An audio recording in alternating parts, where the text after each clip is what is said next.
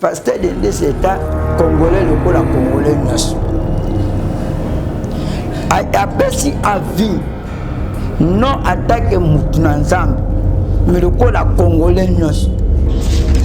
Moutounanzambe toko kenda wapi na makambo. Parce que la constitution de sa liberté de parler. Abi moi attaque congolais, le coup la congolais nous. Na Monique ndeko wana abisala musalama ko isa ngala fali alibike ndeko fali abisala musalama ko ya malamu. Et ça point de vue c'est la démocratie. Il faut accepter azana doit kopesa avis na monde culturel. Mais si quoi avis comment okenda mabe sikoyo na mutu oya comprendre mabe na mutu a comprendre mabe parce que même si dans la Bible on a pour le vie ici c'est moi Paul qui parle ozala na ngambu ya tendance politique bona tendance à musique mobo ya musongolo pakala batawana essayer évoluer de comme na temps zamba lingi asala makambo sika Moutounanzambe Kola Pambole a passé, c'est un frère que j'aime beaucoup. Des prophètes Denis de Sipholus. Un homme qui a fait beaucoup de preuves. Il y a Moussala, nous avons appelé qui Namboka. Prophétie na Congo, chaque homme mal aimé. Il a pris un courage. J'ai rencontré dans le monde du prophétique. La profession est déjà peut dire n'importe quoi, mais moi je te parle de réalité vivante. Avant de ça, tu n'es pas de martyr. En étant à l'époque dans la Guinée, moi les gens au Congo, les gens ne reconnaissent pas les biens des gens. Dans le monde anglophone, les anglophones regardent le côté positif. Le monde francophone, les gens regardent le côté négatif. Quand nous avons le problème de Sakoli, la moni, ils sont bataillés singai milinga. La tournée Nzambe milinga ngopona limi. Sababu nanga observer mois de mai, observer mois de juin, puis observer mois de juillet. Na somo na lokola femme ko boyi, ya soulèvement na kati na mboka. Et ça pour na kolongola moi biloka mitie. Na moni tangu fana milinge elungwe na moni mbule beti mbula wana moni ke Nzambe a rose mboka na moni penda mboka koti na certification que mitema batuni se komi na pio. Ça ce sont des choses qui Dieu va faire dans cette année. Nzambe papa mbola celui qui est le promoteur en tout cas c'est un homme divin. Azamutu moko Zamba lignée mingi. Azamutu moko soki na banduko tandolo histoire na ye. Au moins c'est un homme néant. Dieu l'a pris dans la poussière. Et Nzambe abandi ko élevé. Pendenga zawana na somo na ye na élévation na mboka o. Na moni asimbi drapeau. Ça fait 2 ans. Après que attaque moko ya bitumba ngali kana shikita mais Nzambe alikala koyeba koyibani ndenga za bwata ba blessé mingi na nzela ya bato basali mingi mabe alimbisa na moni na kati ya gloire. Fondation ya Simbilele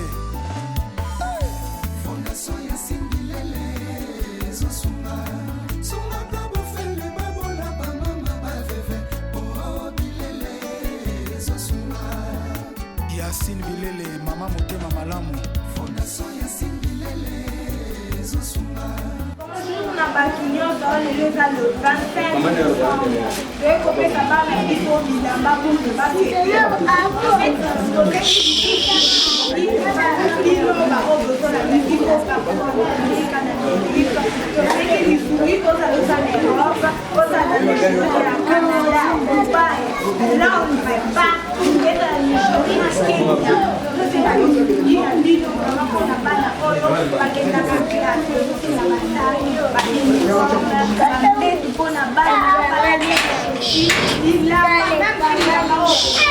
beaucoup à bana bazana besoin de bana basapa biso vraiment osengi bifungi et pas bana bino total sur la besoin ya bakiti en plus na ba mesa na bakiti on a bana na biso au cas où peut-être la fièvre frère maladie c'est ma toujours qui part osengi bifungi na yeko maman na biso maman de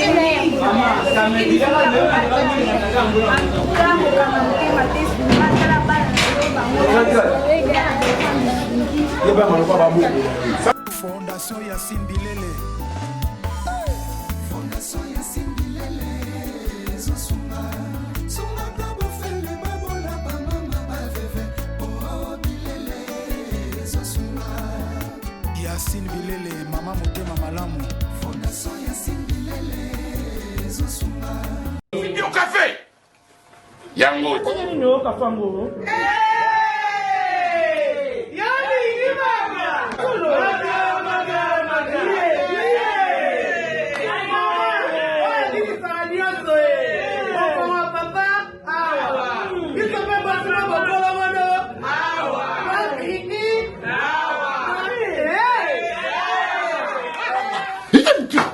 On l'a raté. Il n'a pas de problème, tu sais.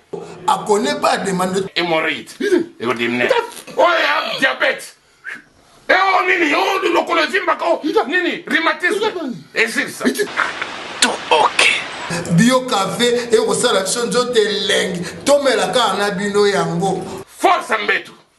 Danger. Maxi Block, café original, Aneko tomela yango pour la santé na biso.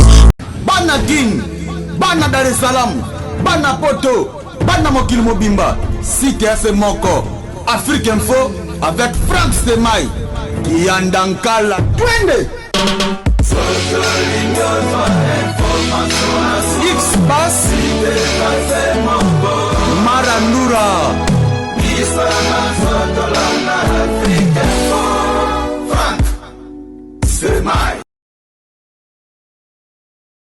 Chers internautes, fidèles abonnés, bonjour. Bonne année encore une fois, merveilleuse année à vous tous. Bienvenue sur Afrique Info et je suis dans votre émission Culture Info. Madame, Messieurs, comme on le sait tous, l'église, la religion fait partie de la culture. Voilà la raison pour laquelle aujourd'hui je reçois pour vous un homme de Dieu, un prophète,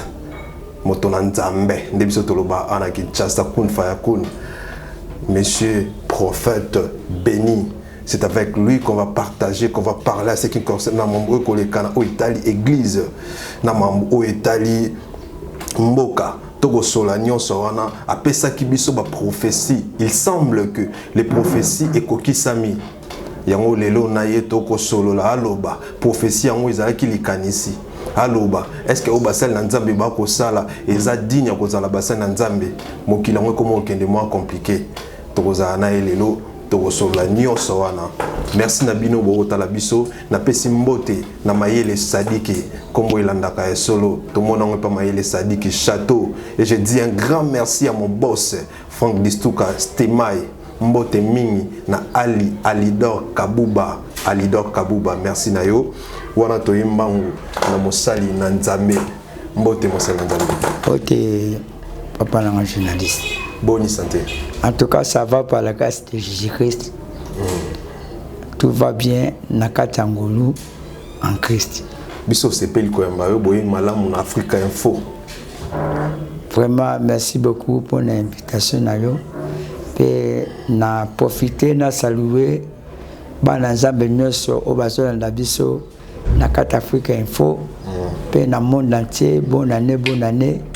Pe na pamboli autorité à mboka na biso Congo et na pesi bango bonne année. Na que 2021 ezali année de gloire et de témoignage. Tondimi sami bongo ndenge koloba 2021 ezali année de gloire et de témoignage. Tondimi sami mettre pas sur la makambo belé na kati na 2021 ebandi mabe makasi vraiment mais koloba ki année de gloire to komana. Alors motona nzambe bilan en 2009 pour na yo l'équipe boni. Il y a 2020. 2023. Bon, bilan à 2020 pour Nangai, en tout cas, ezaki bilan moko positif. Positif dans quel sens?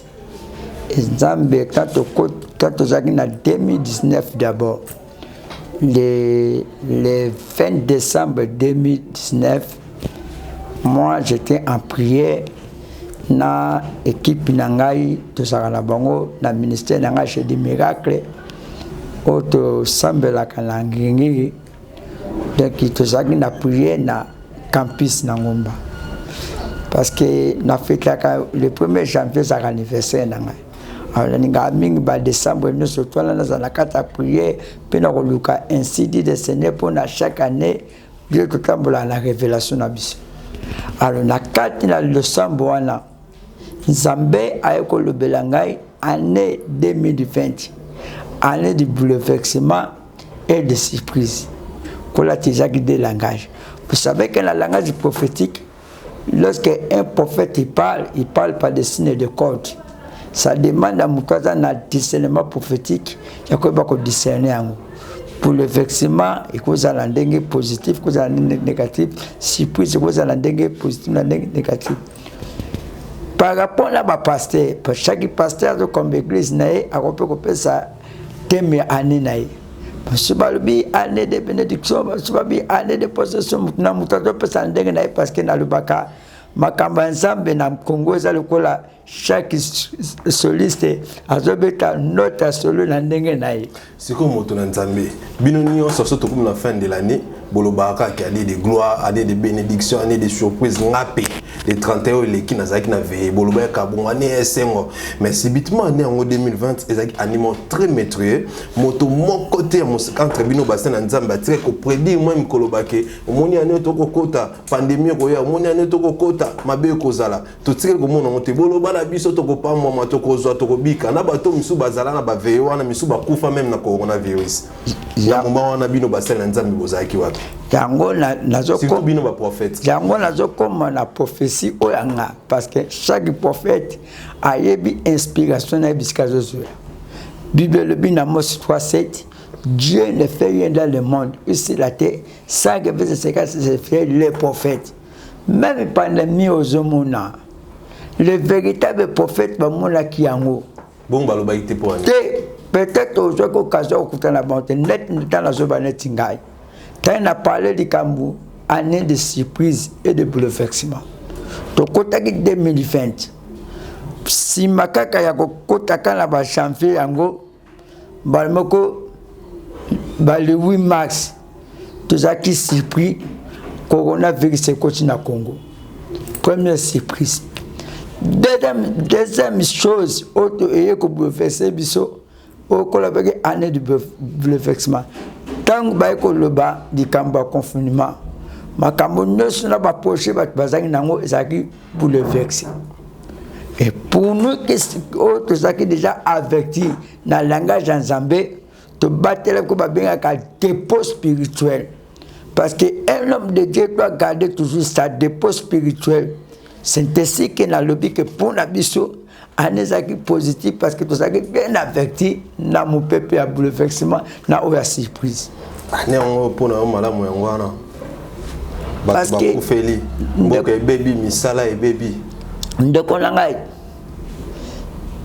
kokufa nako baby sama na sena moyo oyo ezali moko na ba réalité oyo Bible le bas dans les derniers jours des temps seront difficiles. Mais nous regardons notre bilan non par rapport à ma fille Susan Namoki. Mais nous regardons notre bilan par rapport à la mission que Dieu nous a donnée dans le monde. Ok, ton demi c'est bon ok pour na yo année les cas qui malamu ezaki malamu mingi na pesi mbote belé na nawen NM market na mutini bilamba ni bilamba na Turquie kuna na pesi mbote belé. Alors moto na Nzambe to kota siko vraiment na oza sujet lelo na moto na Nzambe yo pesi biso prophétie.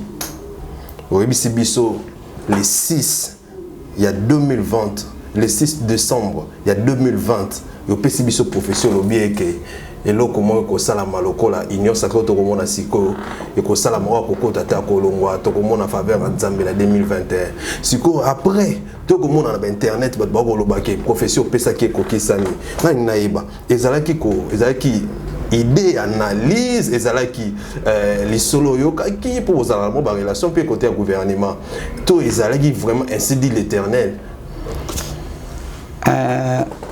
de kolanga journaliste nakoloba malheur à moi parce que Nzamba pesanga mission te ya kozalokola Daniel pene roi parce que chaque serviteur de Dieu azalaka na moi et puis Nzamba pesiye par rapport à musala ce qui Nzambe apesanga manteau ya Daniel ngomonanga pene bakonzi afandi wana nazoza lokola conseiller lokola guide na bango mais Dieu n'a pas permis na lokola Daniel mais Nzamba préfère na lokola un monsieur na kati na ngomba ya bondela ndeka pona pepe pona école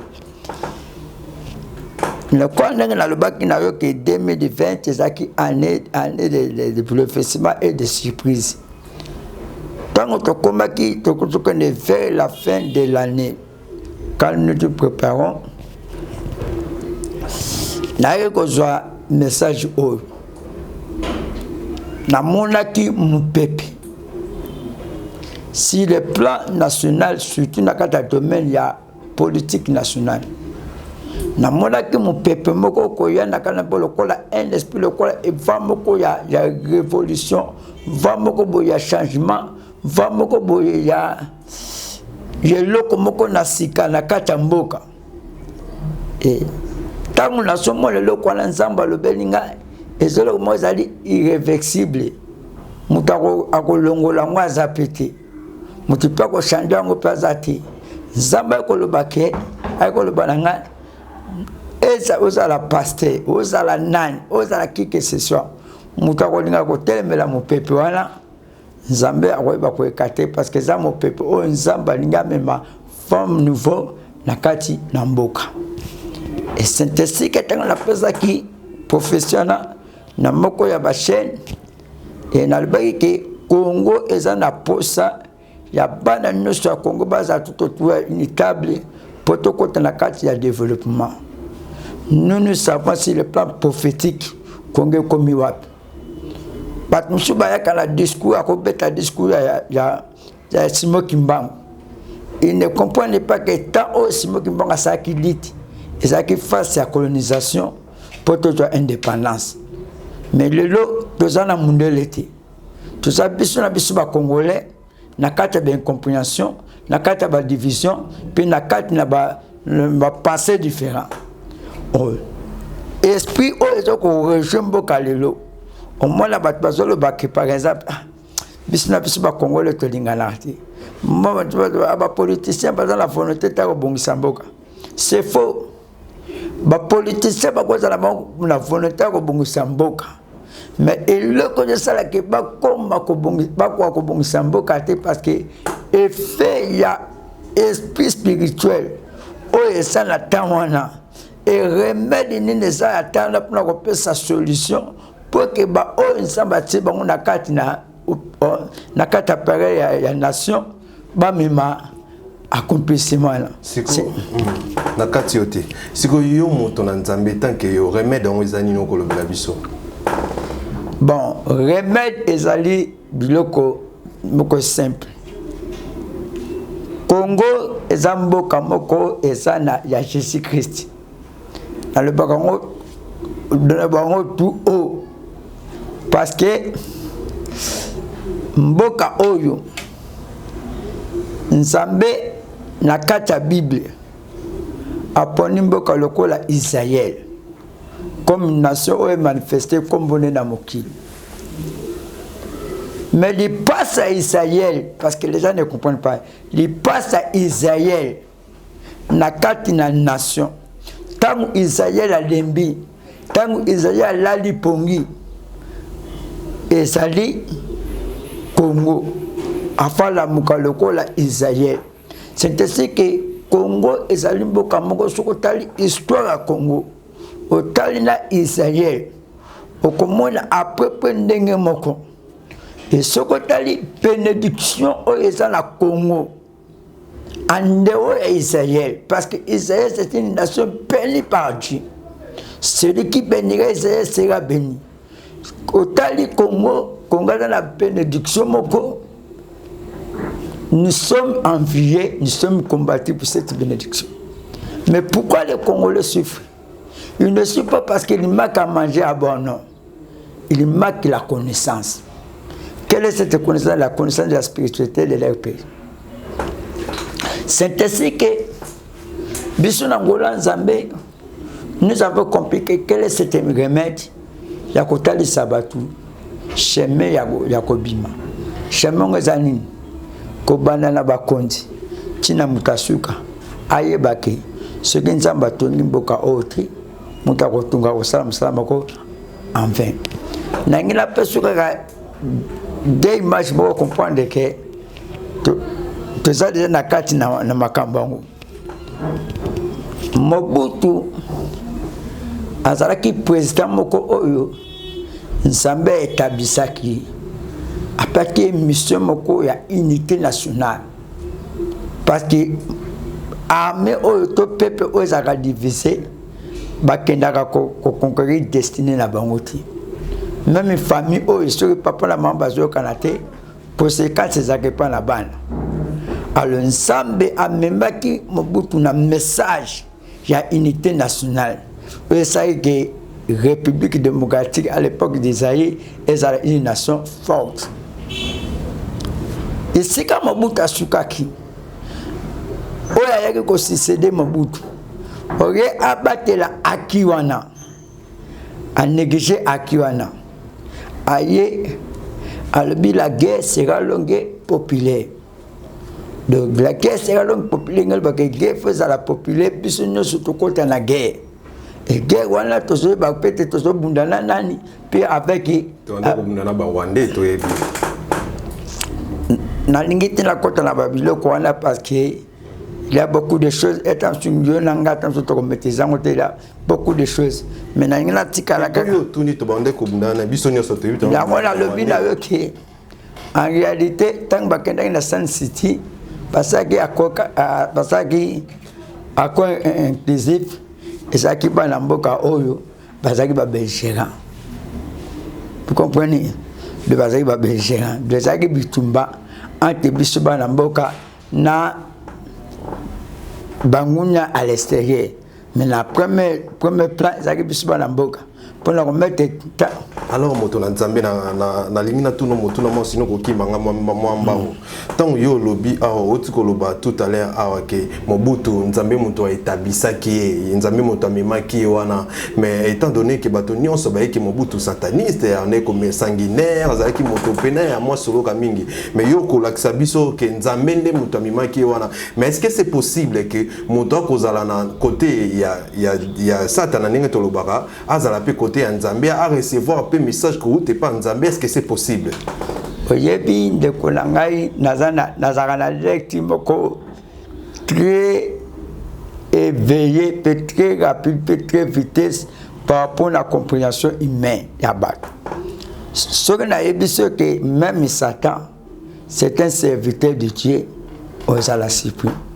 Mais il arrive de forcer Dieu, il donne à Satan même la mission. Mobutu n'était pas Satan. Mais un esprit satanique vous avez côté là qui est Nakata Mandanaï. Mais c'était créatif que Dieu avait créé. Nakati ne ma bezali, malam bezali. Ah voilà, les acquis de Dieu. Les acquis Nakata Mobutu. Ah voilà, ma bé Mobutu, les acquis de Dieu. Parce que même dans la salle na plateau, je suis un homme Dieu. Pourquoi? Question en Ezaboué.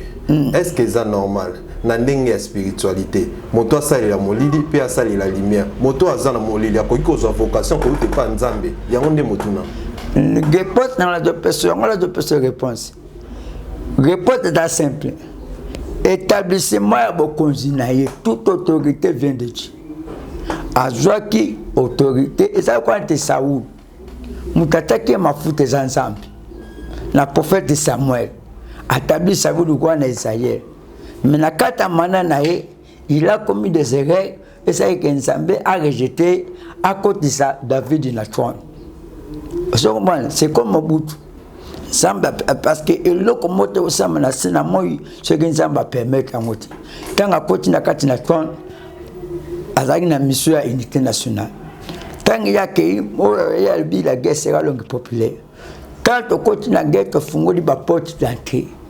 Parce que la paix est le même divin. Puis bébé, rechercher la paix avec tous. Sans la sanctification, personne ne verra Dieu. Tant qu'on continue déjà les locaux, ils déjà l'homme à ma baie et créer des bisous, on nous a des conséquences aussi des plans nationaux.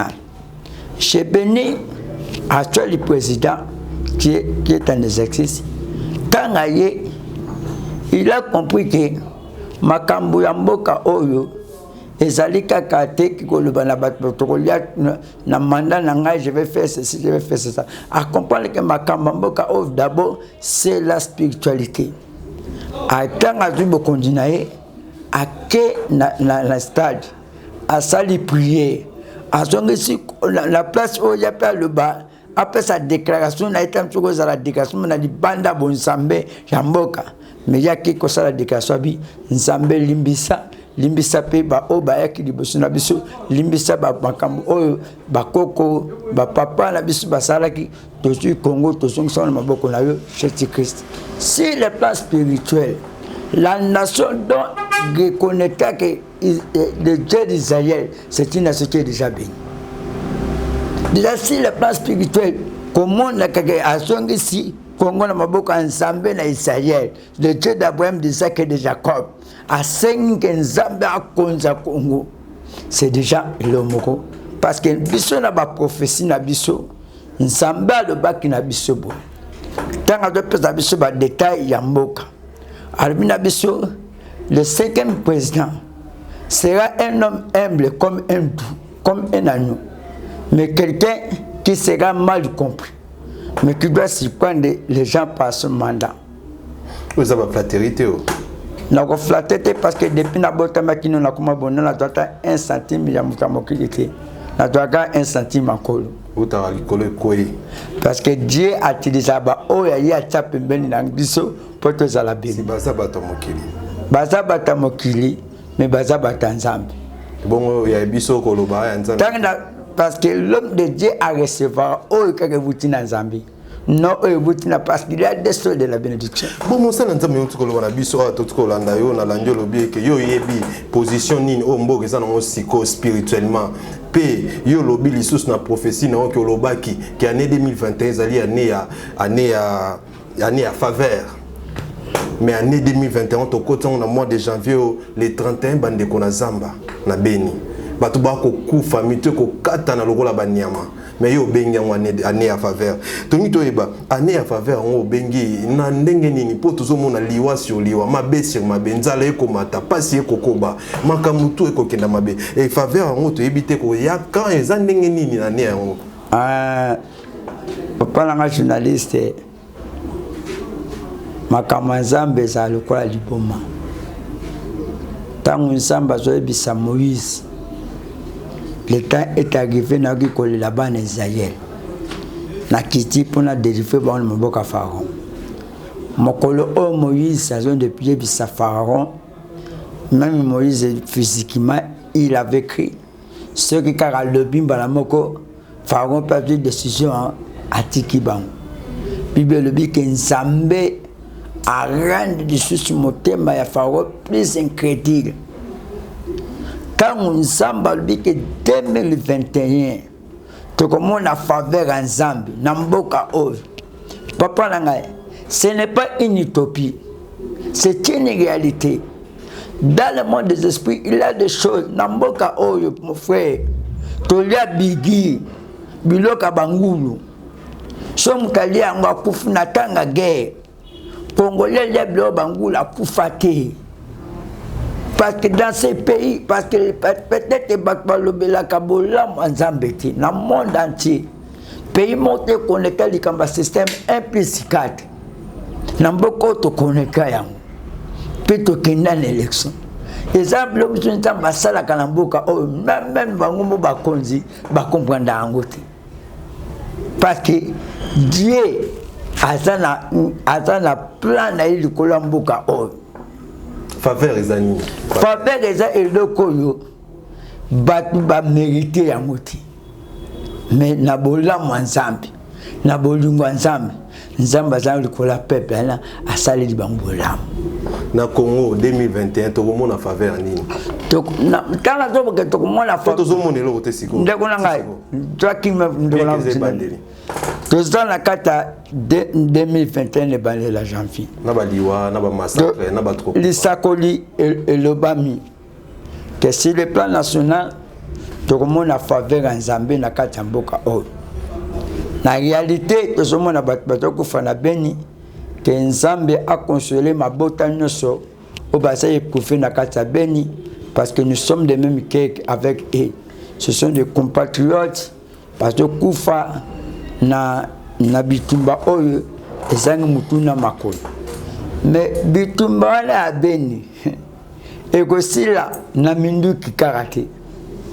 Mais bitumba beni ekosila na ba genou ya peuple congolais nyonso.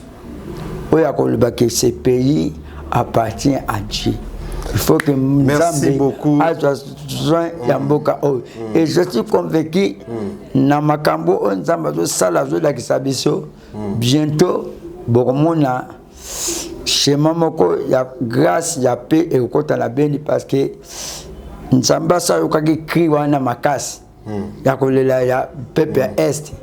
Et Dieu va faire quelque chose. Merci beaucoup, Monsieur Nzambe. Wana tomoni meki ko faire comprendre bana Nzambe ba otala biso na balandi ya fidèle ya Afrique Info. Alors moto Nzambe lelo union sacrée salami na union sacrée wana tu penses que koko mi biso wapi? Est-ce que union sacrée koko sala ke mboka ebonga ba mso lobi ko sangana ya balu ezali na kati wana ba mso balobi ke bato nyonso ba koti wana baza bato ba salaki déjà mais ba salaki malamu te. Yo sur le plan spirituel, avis spirituel na union sacrée zandeni.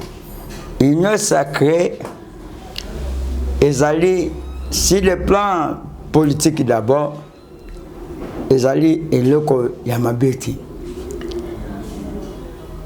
Eloko oyo esangisi muto opposition.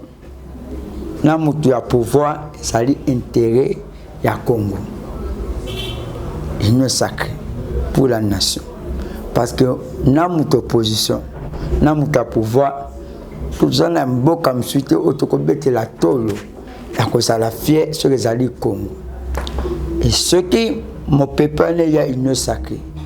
Il dit que mutu nyon surtout oazana posa ya ko tia un plus pour le développement Congo à côté de sacré et c'est le côté où il y a saluer il y a le baquet Nzambe à Pambola. Mais n'oubliez pas n'angis qu'on a le deuxième face cachée et le quoi na Asia Noé bateau le tibadagi na souci il y a kokota il y a kokima délige bakota na Asia ma bébé kotaki na H na kobima na bona H moko na bana Noé amoni Noé meli masanga amoni bolumba papa c'était déjà que le mabe mususu amoni bolumba papa et asipiki. Qu'est-ce que cela veut dire? C'est là où la sagesse de Dieu doit primer na kati na union sacrée. Batunos ba na kata union sacrée ya mabe bazali ya malamu pe bazali même une équipe nationale le pas comment ba vrai joueur ba la pas mettre les boutons de la coupe avec la coupe mbongo ta total internet mais je te ba ah tout quand ngai ba pesinga mbongo te na obeke na ngati dengue pe union sacrée ça et ça la bazana union sacrée. Sur le plan spirituel, mboka opposition ezali oyebi. Alors oyebi sabiso opposition ezali sur le plan spirituel, union sacrée comme mabiso wa. Sur le plan spirituel, union sacrée, je me mabiso na o nazobenga la réanimation de la nation. Esprit de la réanimation. Mboke Koufaki ici le plan spirituel. Lazare à Koufaki. Et c'est que Christ Jésus a appelé sa souffle, a crié Lazare Bimalaka tombe. Donc, si le plan spirituel, la carte union sacrée, il y a un esprit de la réanimation spirituelle, de la résurrection de l'État congolais. Donc, tant que et l'autre il a pas côté bazo et bamoté. Ce retourni pendant un politicien tourné bima et l'on est indépendant côté. Même argument peut ça comprendre que obi oyo Isakaba ndiye n'esprit mo ba mputu ba landi mbongo ba msuba bangi à base de souble de mbongo te papa mbongo te les gens ba intérêt msu c'est dans la carte wana tala to binela mobutu awa ezalaka mbongo babi mbisa la ndariska mo ya ole ngala mela bonde bololo pona cesse nala ba pe mbongo bo abinela mbongo wana mai bana ko mbisa yana ko chola ezalaki mouvement toujours de l'esprit. C'est le mouvement de l'esprit. Mon collègue à Berlin, en Allemagne, c'est un mouvement de l'esprit. Le mouvement de l'esprit. Le mouvement de l'esprit, le monde est dans le 21e siècle. Si le plan international est dans la démotion la mondialisation et la globalisation. La nation ne se fout pas à la prise en face, il y a deux esprits, il y a mondialisation et la globalisation. La globalisation, c'est quoi? Les plus forts doivent diriger les plus faibles. Mais les plus faibles, là, quand même, il faut pas à peine avoir équilibre et à moins macassi pour pas supporter pour les forts.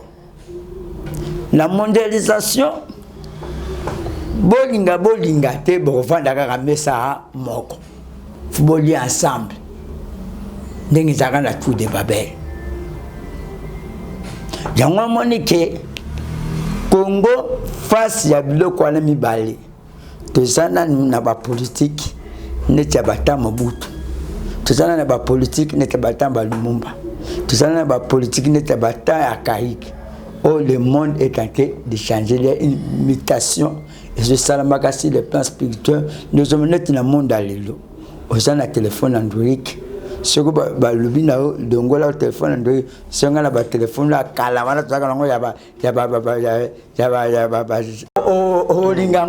si vous comprendre le bien que l'union sacrée mais réanimation na eza comme ma réanimation na mboka wana c'est sur le plan spirituel. Alors wana to lekito esiko côté église to lobela na bino basali na nzambe moto na nzambe toko kenda wapi na makambo lobi ezalaki ko swana lele ekomi komona mosali na nzambe kokota makambo pe ba ranking na ba musicien oyo to bengaka ba musicien ne bino bengaka ba musicien mokili biso to bengaka bango mingi ba musicien ba salaka musique typique sali ba faire rigola ba fali pour ba Koffi Olomide lelo komona mutoko a Denis Lesi ko swana na ba musicien yo etake mosali na nzambe.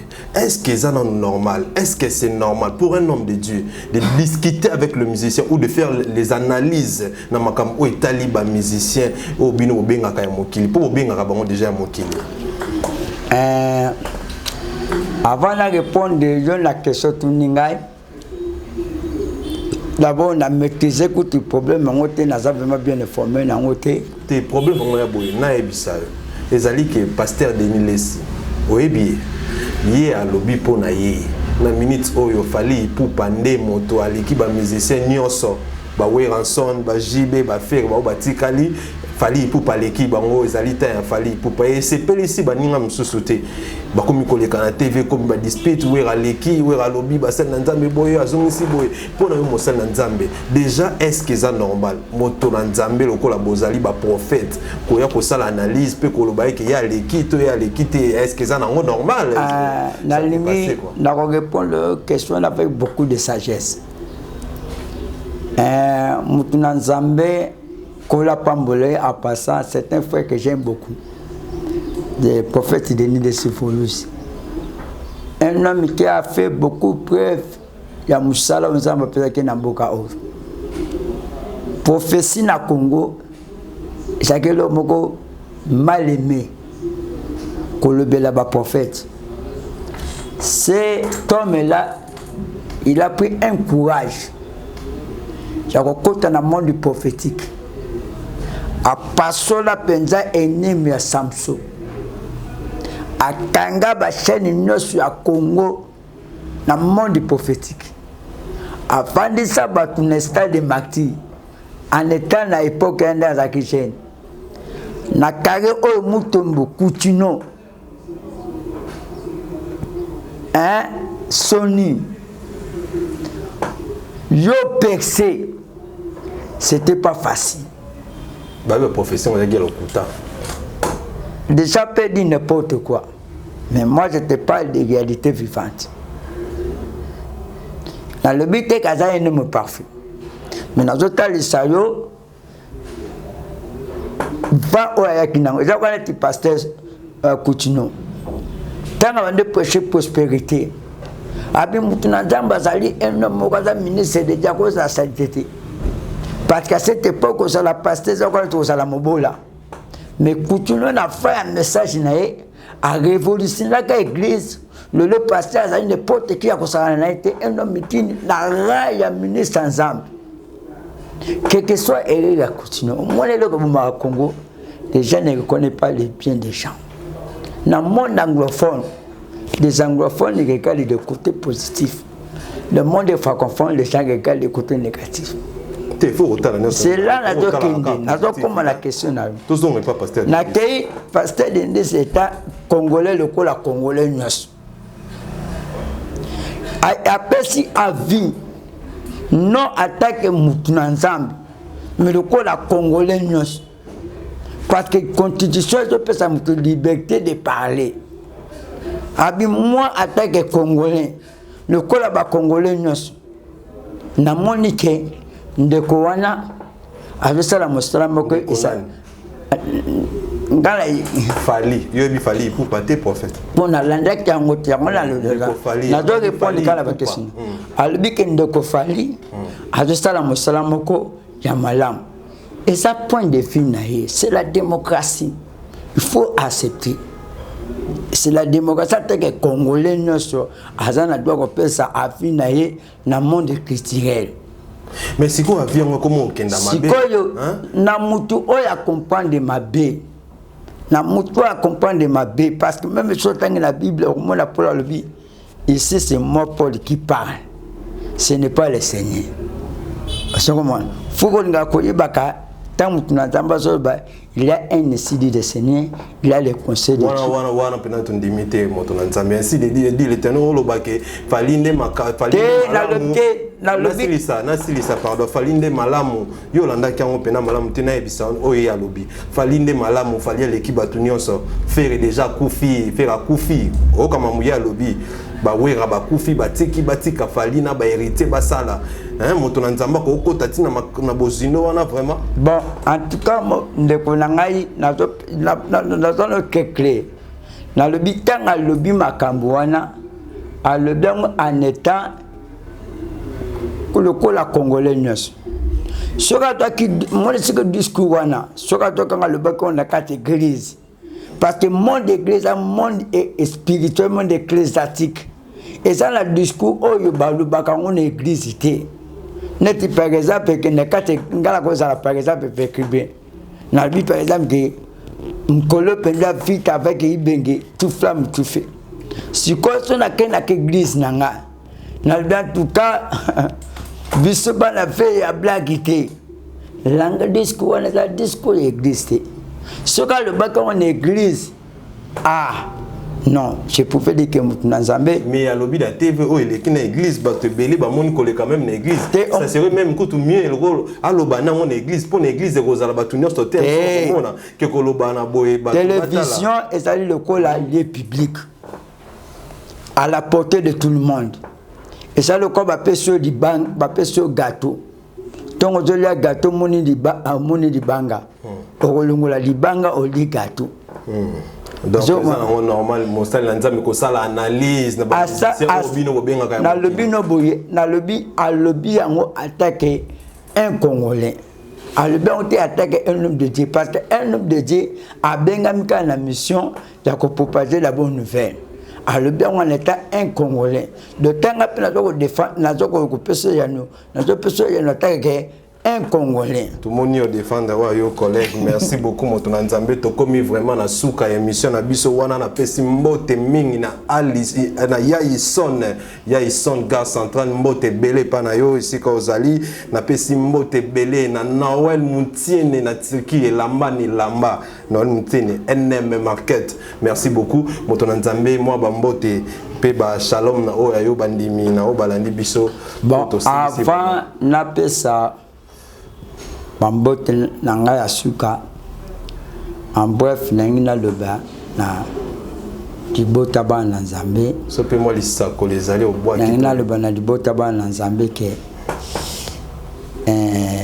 bataille ba carrière na eza déjà dépassé ezala ke ozala na ngambu ya tendance politique bona tendance à musique mobo ya mosongolo pakala Batawana essaie évoluer de comme Nathan Oyo Zambalingi asala makambasika na katamboka na biso Congo. C'est ainsi que na pesi d'abord yo merci pour na attention tiraki et pananga ya ko pesa ngai opportunité ya koya na plateau na yo na chaîne na yo Zambe Papa Mbola celui qui est le promoteur. En tout cas, c'est un homme du bien. Azamutumoko Zambalingi mingi. Azamutumoko sogi na banduko tandolo histoire naie. Au moins c'est un homme néant. Dieu l'a pris dans la poussière. Et Nzambe abaniko élevé. Pendenga zawana na somo naie na élévation na mboka o. Na moni asimbi drapeau. Ça fait 2 ans. Avant que qu'on que attaque moko ya bitumbalinga likala skida. Mais Nzambe likala ko yeba ko ipani. Ndenga za boatana ba blessing mingi na nzela abatu. Basali mingi mabe. Alimbisa. Na moni na kata gloire. Kana zo ba lokola mosakoli na moni Nzambe atali singai milinga. Na tuni Nzambe milinga ngopona nini? Sababu nanga observer mois de mai, observer mois de juin, puis observer mois de juillet. Na somo na lokola femme ko boyi ya soulèvement na kati na mboka. Eza pona ko longola moi biloka mikie pe vane ko sala ti résistance. Na moni kangu fana milinge elungwe na moni mbule petit. Mbula wana moni ke Nzambe a rose mboka. Na moni penda boko koti na justification que mitema batumi se comme na piyo. Ça ce sont des choses que Dieu va faire dans cette année. Jamais. Baye baka mosakoli na accomplissement. Biso chaque les 30 tu as la chaîne de prière pour la mboka parce que mboka tu as indépendance c'est les 30 jours. Chiffre 3 c'est le chiffre de l'accomplissement. Chaque des 30 tu as la chaîne de prière pour la mboka parce que nous croyons que Congo est en la prophétie ensemble. Donc, Nzamba Pambola, tous les pasteurs, au Bazosa Moussala, il y a restauration à Congo, tous les prophètes, tous les hommes de Dieu, même les prêtres aussi, l'église catholique a porté un plus dans la marche à Congo, surtout à l'occurrence à Semko. Nzamba Pambola, toutes les confessions religieuses. Et Nzamba a Sungabisu dans la catégorie du réveil, parce que moi, confession dans la carte. Mais je crois que M. Nzamba va permettre de faire cette opportunité de le réveil na catégorie du réveil. Pourquoi?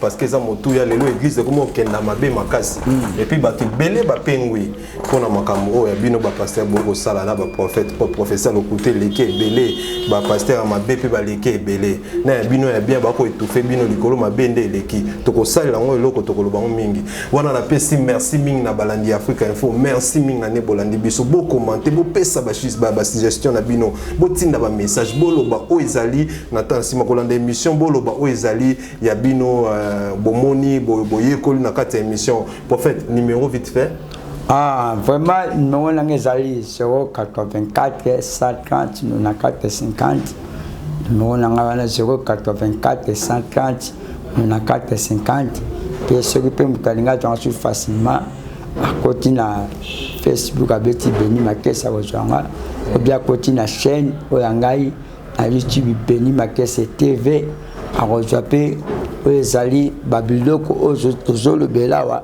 ezaka pe kuna na kati. Merci mingi Mayele Sadiki Mayele nde landaka kombo pene landaka ya solo na mona ngwe pa Mayele Sadiki merci mingi na mosala kitoko réalisateur pe cameraman ya émission oyo merci mingi na Château merci mingi na boss na biso ya Africa Info Frank Bisuka Stimai Maman Senta qui sont pas merci na yo bande ko na biso pona lelo to sukia botika na malamu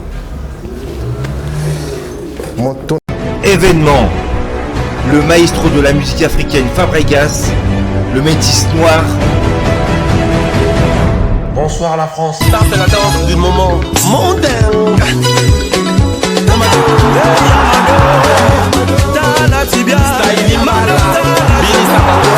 Après avoir conquis le continent africain, il s'attaque à la salle prestigieuse de Double Mixte à Lyon.